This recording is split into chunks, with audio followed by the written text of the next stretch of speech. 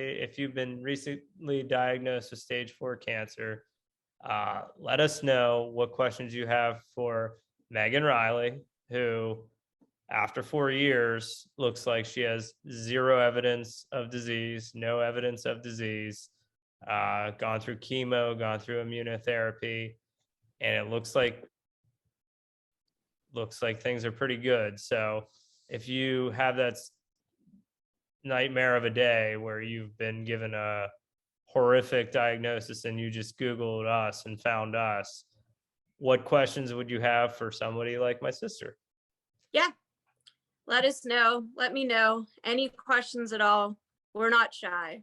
So just ask away. It doesn't matter what it's involved, but I would love to help you through it.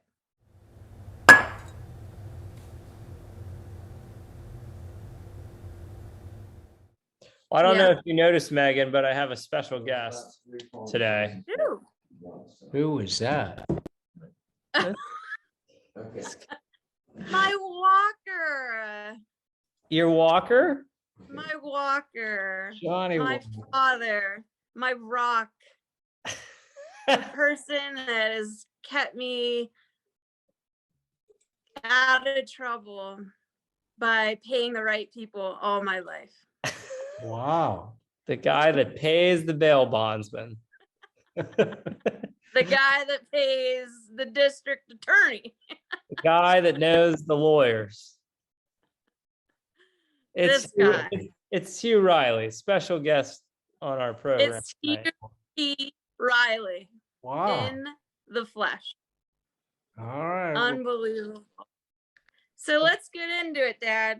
Where are you at? Where are you at in your steps? Tell us about your journey. Yeah, well, Dad, nobody knows what the steps are. So for all the 500 people that like to watch Meghan's videos, what are you doing in support of Meghan's cancer journey? Well, when Meghan first announced her diagnosis, you sort of, as a parent, feel rather helpless. There isn't much you can do. I couldn't even yell at her a lot for that. So I just started walking a little bit each day to try to, well, I'd be thinking about her, but just to try to do something in the way of feeling that you were assisting in her journey. And some days she was pretty sick when I tried to call her or something like that. So I didn't really bother her a lot. I just tried to keep walking every day. So what is it? Meghan's had some good news, but I'm starting the 5th year of walking there at the beginning of March. So that would have started 5 years. And I think that journey is comprised now about 22 million steps. And when my pedometer or whatever also gives you the miles. So the mileage is up to about, I don't know, 2,500. I don't really have it in front of me, but it's, I know what I started out, I'd say, hey, I've left Pennsylvania. I walked out to California, to Los Angeles. I basically walked up the coast of California, up into Washington. Then I came across. I said theoretically. This didn't actually take place, just so people aren't. Yeah, you're only walking around Altoona when you do this. I'm just saying the distance. No, but this isn't Dad crossing America. No, well, a lot of people when I put my bi-monthly updates sometimes on the internet or on Facebook, people will actually tell me, hey, you're close, stop by or something. I go, well, I'm not really in California. I'm not really in Texas.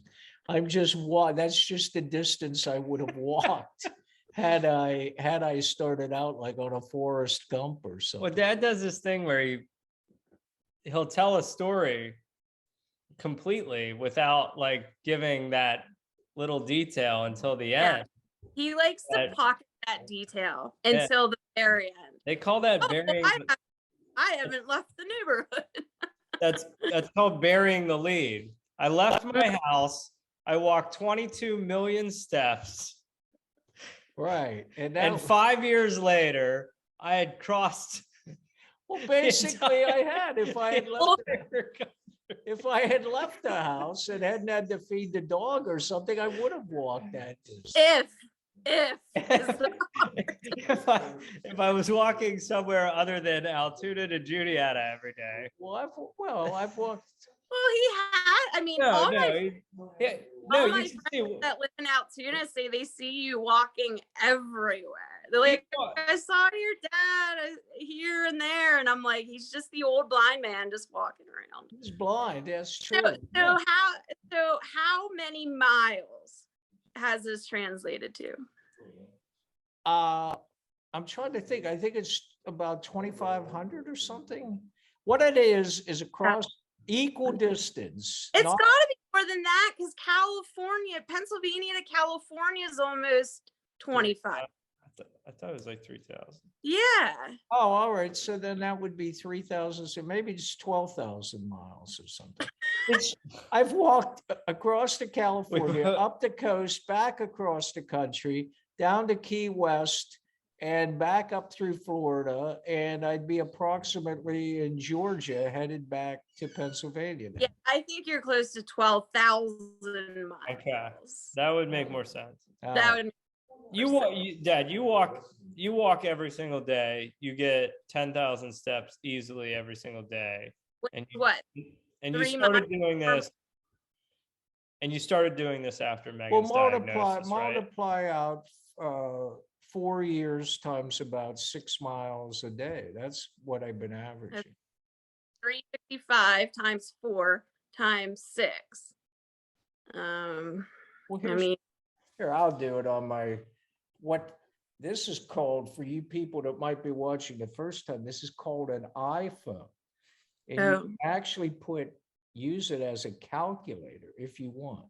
My teachers told me I'd never have one in my pocket. Maybe you never did have it in your pocket. You probably only had it in your hand. They'll say, what are you going to do if you have to live life without a calculator in your pocket all the time? Little did they know. Little did they know. Not only would I know how to calculate stuff, I would have the answer to every question. All right. It's approximately 8,760 miles. Okay. So you've gone across the country a couple times. Right. I'm like a Forrest Gump. I'm headed back. Well, and like longer than Forrest Gump. Yeah. And as they asked Forrest, why are you running? I didn't know. Forrest didn't know, did he? He just felt like running. Well, I was running in support. Well, I wasn't running. I was walking, and it was in support of Meghan in her battle. Well, it's been very much appreciated. Now, what you need is a sponsor. You needed this beginning that would give you $1 a mile. Yeah, if people just because then or $1 a step. $1 a step. Well, $1 a step. $1 a step. I could have cured cancer myself. But yes, $1 a mile would have been very nice. 8,700. Just round it up to 10,000. I'll give you my PO box. All right. Now, Scott, I don't think our viewers really, we haven't told them. No, only if they follow you on other social media. Yeah. Only if they know you personally. Only if they know me personally. And those people don't seem to be watching. But my last scans have showed up no evidence of disease. We have officially hit Ned. We have done what doctors said cannot be done, would not be done. And yeah, we're really excited about it. Let's slow down a little bit. What was this a routine kind of meeting you were having with your doctor? And it's 4 years, you've been on immunotherapy, and they said, I don't see anything. Yeah, well, what happened was it was just a routine scan. I get scans every 4 months. And normally they schedule my scan and then I see my doctor an hour later because everything's done in-house. We get results really quickly. That particular day, though, we didn't get the CAT scan back. We only get the PET scan back, which is the bone scan back in time. And so the physician's assistant took a look and she said, everything on your bone scan looks good. She goes, and normally you can tell by that if there's progression or anything. She's like, so you're fine. I mean, they're looking for progression is what they're looking for. Yeah. And I was like, cool. So as I have for the last 4 years, I high-fived them and I went home. And I always like to read my scans. I've gotten good at it. And I have access to them whenever I want through my patient portal. So the only thing really left were scarring on my bones and a couple nodules in my lungs at this point, because my liver had cleared up, my kidneys have cleared up. So this was like the just last couple ones that just didn't seem to ever want to go away. So as I was reading the scans, it read that my lungs were inflamed due to a virus, which wasn't that surprising because at the time of that, my whole family was battling COVID. Mine came up negative, but that doesn't mean maybe I did have it. I don't know. And that's all it said about the lungs. And I was like, well, that's kind of weird because normally they'll say, plus there's a nodule, you know. And so when I went back just for my infusion, which was a couple weeks ago, I saw my oncologist, and I said, hey, I got a question. I go, they mentioned that you know, my lungs look like, you know, they were inflamed probably from a virus. I go, but they didn't mention that they saw any nodules. I go, do I even like have cancer? And she goes, well, yeah. She's like, I wanted to talk to you about that. She's like, you're it's not showing up on any scans. And I go, so I don't have cancer? And she's like, well, you're in what's called no evidence of disease. And I was like, so I hit Ned, you know, because we've been talking about Ned. And she just like gave me this look. She's like, yeah, you hit Ned. I was like, I hit Ned. I was like, Ned. I was like, that's so amazing. I was like, you told me this would never happen. And she said, well, yeah. She goes, if you were on chemotherapy, this wouldn't happen. She goes, normally with chemotherapy, how it works, especially at my stage and how aggressive my cancer is, she's like, we'd give you chemo and eventually that chemotherapy would stop working. And then we'd give you another chemo and that chemotherapy would stop working, and that would go on until we ran out of chemotherapy, or you're too sick to be on chemotherapy, or, you know, you basically, you die. And she said, but with immunotherapy, she said, we can't predict what's going to happen. We didn't expect this to happen. And we really don't know where to go from here because this is so new. There's nothing in the books about it. There's nothing written about it. Like, I'm just kind of like the trailblazer right now. Like, I'm just chopping down the weeds for everybody. And she said, so the ball's kind of in your court, what you want to do. Do you want to stay on treatment? Do you want to come off treatment? She said, because I don't know. Which in a sense is like, you know, in a sense it's like a little scary because I'm like, well, if you don't know, I definitely don't know. Like, you study this. So she's like, yes, you just want to think about it. She goes, because what you know, if you, oh, what? We're going to ask something? Well, I guess, you know, I thought you guys were going to ask. I am. You're chopping a bit. You're a little laggy. Hang on. Let's see if I can get you back. Wait, you're stuck. Yeah, I know. Can you hear me? I can hear you. Yeah, can you hear me? Yes. All right, you were lagging there for a second there. Yeah.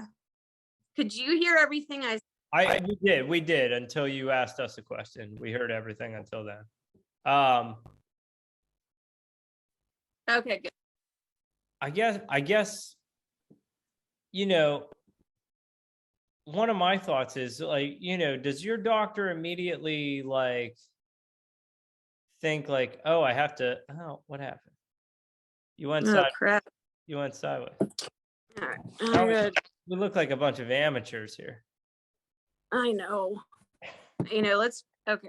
Okay, there you We're go. back. Like, Okay. I would think something as crazy as this, like, does your doctor like want to get like a second opinion? Or are they like, hey, look at this, like we don't see this every day? Well, I think there's a lot of behind the scenes thing that they don't talk about, because then I text my physician's assistant, and afterward, because I was supposed to go work out with her, and I was just like, hey, I was like, I'm no evidence of disease. I was like, I'm so excited. I need to like really like focus on my health now. And she just texted me back. She's like, yeah, I know. She's like, congratulations. And I wanted to be like, well, if you knew, why wasn't I not informed? Like, why did you wait so long? All these nights I'm crying myself to sleep for weeks. And you guys know. So I think like they are talking about it. What? No, go ahead. You're good. Yeah. So I think they do speak about it, and they probably are talking to, other doctors and things about it. But I think when I told her that I wanted to just keep on the treatment and get more scans, I think that was the route that to her she felt comfortable with too, because it is just one scan. And my cancer is very aggressive, and stage 4 is known for rapid reoccurrences. But like she said, she goes, but that's all with chemotherapy. She goes, with immunotherapy, who knows? Maybe it will stay away forever. Like it's not going to be something that we worry about like in the future with people on immunotherapy. Maybe because they've told me from the beginning that I'm going to have to be on some kind of treatment, which always just kind of like was deflating, especially when they told me that when I was going through chemo. Because I was like, I don't want to be on chemo for the rest of my life. I kind of had in my head how long I was willing to feel like this before I was just like, let's just like let fate take its turn and just let me live without being sick. But it was just really like, it was just luck. I always you read about these people that get on these new drugs, these life-saving drugs, and you wonder, how did they get it? Like, what was so special about them? And it's honestly just being at the right place at the right time. Like, it's pure luck that I was able to be the chosen one. And prayers and God and all that too. Yeah. Did you ask any sort of, I mean, I know they said like, we don't know what to do now. Like, is there any other like comparable cases or like things that have happened before that are even similar to this that they have heard of? No. I mean, they have had cases like this with like lung cancers, because that's what immunotherapy was used for, Keytruda, which is, and skin cancers, but never stage 4 breast cancer. Yeah. So no, they have nothing to compare it to. Have they put anybody else on that type of program? Since you seemed to have success with it, have they moved other women with breast cancer onto it? I'm not completely sure, but I'm gonna gander, like just take a guess and say yes, because I know a lot of people are on immunotherapy now. And you got to remember that was 4 years ago. Right. So things move fast. So I'm gonna assume that, yeah, I'm sure they are using it for a lot of things. Like I have a friend that from California, and she has rheumatoid arthritis, and they're using immunotherapy for that too. They're using immunotherapy for all kinds of stuff. Hmm. So it's not just like cancer. It's like for autoimmune diseases and things like that. So Well, then immunotherapy, the dosage or the mixture or whatever would be different for a breast cancer patient than a lung cancer patient or something like that. yeah, Who actually, I'm not even sure who actually makes, who's the drug manufacturer for it? Or is it a combo of companies? Merck is the drug manufacturer Okay. of Keytruda. And so I mean my treatment, immunotherapy, is still not approved by the FDA for breast cancer. So my insurance still does not cover it for me. Merck gives this to me. So I mean, they still haven't broken the area yet. As like a test, like you're a guinea pig.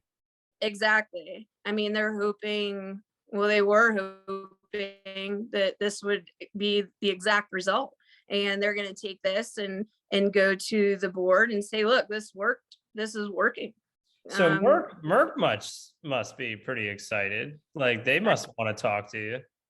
You would think, but I don't That's know what how, I mean, it's not like they would ever know who I am. I'm probably like patient 8506 because of HIPAA laws, so they probably, like, if they wanted to reach out to me, I don't think they would be able to.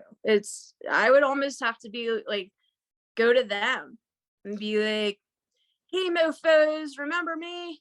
Yeah, I don't know how that works. Like, yeah, no, I know HIPAA laws are very restrictive. I don't know how that would work if like they're the ones providing the medicine, like what the relationship is where they're allowed to understand how it responded. And they must, I mean, like they must get results without like, names and personal information. Like Yeah, you must be something like a number to them.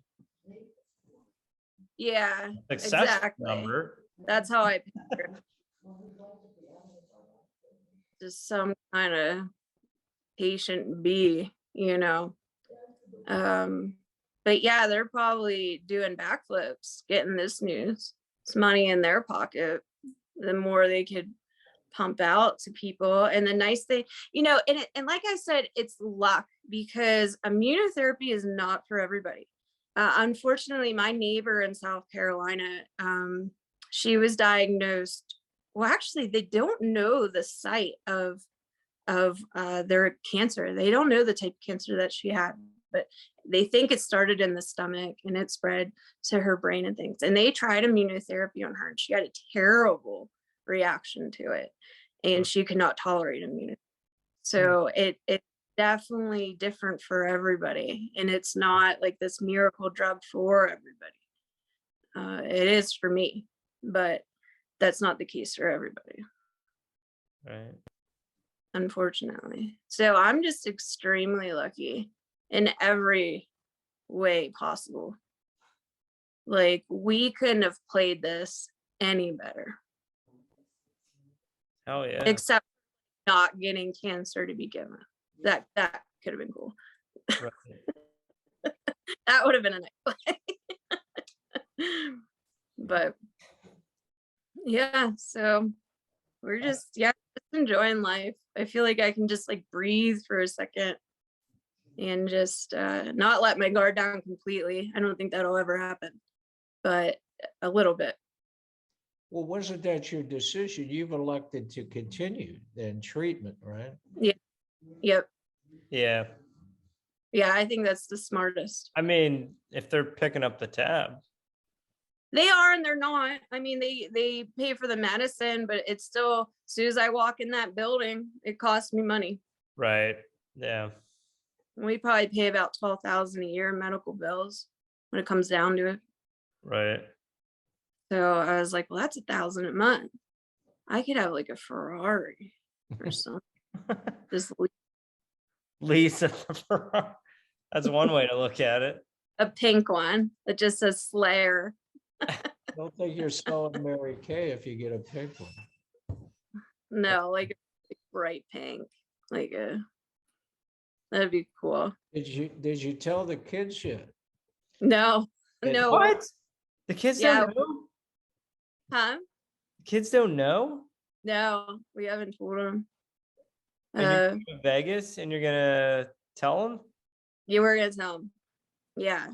We're gonna do like Max's birthday, and I'm gonna do like a scavenger hunt that they have to like go find like all the wording, and then when they put it down, it's gonna say your mom is cancer free.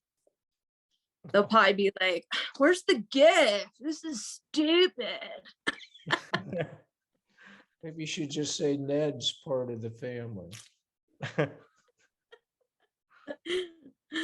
Yeah. So, but they're so funny. Like they were in the house today when the news crew came over, and they didn't even really ask. Oh, did you had the local news there? Yeah. Was They it? said, Does Angie still work there, or is that no, somebody else? no, he's a realtor now. Yeah. So I told him to go onto our YouTube and take some stuff off it, whatever they wanted. So they came over He was- today? Yeah, they came over this morning. Well, what, And the kids were just like, what are they doing here? And I'm like, oh, we're just talking about cancer. And Max is like, am I going to be on the news again? I was like, baby, I sent them your picture. But like, they didn't like really, it wasn't like that big of a deal to them. Like, all right, Well, nothing impressive. who'd you sit down with? Like a reporter, and like you got Yeah. they asked you everything His, we're asking you right now? Yeah, pretty much. I feel like I just did this. Yeah, You she were was well really, prepped. really. Yeah. She, her stories she loves to do are like feel good stories, uplifting stories, stories of hope. So when Angie sent her this story, she was like, oh, I have to do this one. This is like perfect. So Nice. she was really sweet. Awesome. Yeah. So hopefully that gives other people hope, because like I was telling her, I was like, trust me, when I went on Google, I was looking for people like that beat stage 4 cancer, and I didn't find it. Like, it's difficult. So hopefully this can get like up there at the top when people get diagnosed, can be like, look at this girl, she's an idiot and she beat it. So, how hard could this be? Yeah, you can get lucky. Look at this. Well, would I was would the doctor or Cancer Centers of America they wouldn't have any interest in you talking to other patients, or, it's like, well, here, I know you're struggling, but here's somebody that sort of pulled it off. Is that my one? Yeah, I'm sure they would. I remember when I was diagnosed and I called the treatment center, they do have people that do that. Yeah. The woman I talked to had stage 3 cancer and shared her story with me. So they already have people that do that. Yeah. Here. So I'm sure if I asked, or maybe with time they'll ask me. But it's interesting. I was reading this article about the 4-minute mile and how nobody could beat it, and they never thought it was humanly possible to do. And the once that one guy did, it was like within the next year or two, like 26 people beat it. Right. As it's such a mind fuck. You know, when you just, sorry, you know, when someone constantly tells you you can't and you start to believe that, then I feel like you just get sucked into that, and your body, it listens to what you say, and what you think is your reality. Whatever's in your brain, to me, that's your life, that's your reality. And the second that you realize, oh, someone else can do it or I can do it, it just changes your entire mindset and everything that you do. So hopefully that's what this will do for people. Oh yeah. Yeah. So I gotta go walk. He's got an appointment with. Well, before you do that, Dad, I mean, we're going out to. We're gonna go on this retreat, and what was that, Meg? Sorry, you broke up. you're going on a retreat? No, we are all three of us. Oh, the hike. The hike, the hike, The hike, yeah. whatever you want to call it.